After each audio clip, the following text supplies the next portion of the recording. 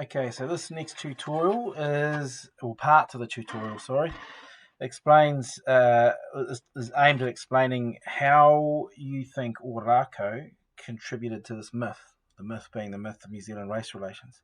You want to begin this with a simple statement, okay, something along the lines of that Orakau, the Battle of Orakau, how Orakau was reported, how it was written about, did contribute to this myth, because it did.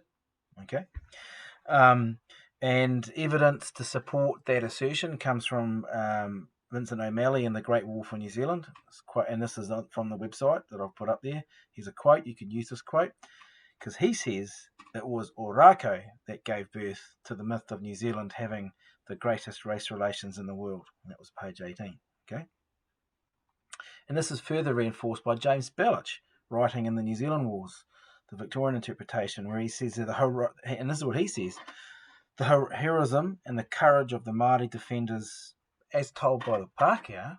So Belich was saying that the Pākehā historians back in the day, in the newspapers and the media, spoke about the heroism and courage of these Māori defenders, and they were seen as characteristics worthy of all New Zealanders. So it's something Belich is saying. Well, people felt back in the years after 1864, and especially in the time of the 50th anniversary, that many Pākehā New Zealanders felt that these characteristics, these brave, this courage and this chivalry, was something that all New Zealanders could benefit from.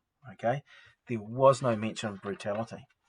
Now, Michael Belgrave, another revisionist historian, also describes Orakau as a contributor to this myth of New Zealand history, whilst ignoring the rape and brutality that took place at Orakau. He mentions rape. Okay, I haven't found that in the other sources, and that's not to say that it didn't happen. He's writing more in the last like O'Malley, in the last 5 years, and he may have found something that O'Malley didn't. Okay. Now, those are revisionist historians. Now, for an example of another example from media, a different form of media, was film. Now, the film Rewi's Last Stand, directed by Rudell Haywood in 1925, okay, and re-released in 1940, portrayed Orakau as a chivalrous conflict that actually brought the races closer together.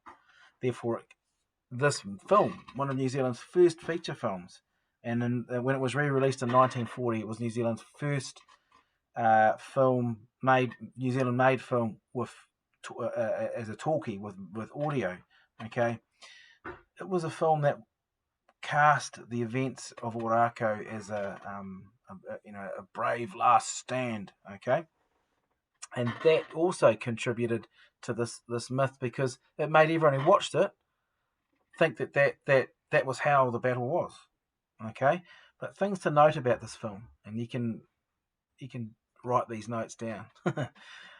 The film is called Rewi's Last Stand. The name Orakau is not in the title. If Māori had anything to do with the production of a film or a documentary about the battle, it would have had the name Orakau in it, not just Rewi. Yet Rewi was the leading rangatira or chief at the time, but he wasn't the only chief. The film was written by Rudell. He's a Pākehā. There's no contribution from Te Kingitanga. So, well, is it balanced? No, it's not. He did use some research, but he used the research undertaken by James Cowan, that early historian I spoke about. And Cowan's input didn't necessarily include a balanced input from Māori sources. Yes, he did.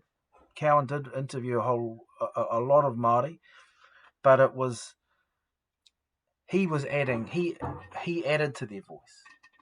It wasn't a Māori narrative all on its own. It's like he got different. So he interviewed veterans, and then he wrote his narrative on the history. So he added his bit to it. He added his interpretation. Okay.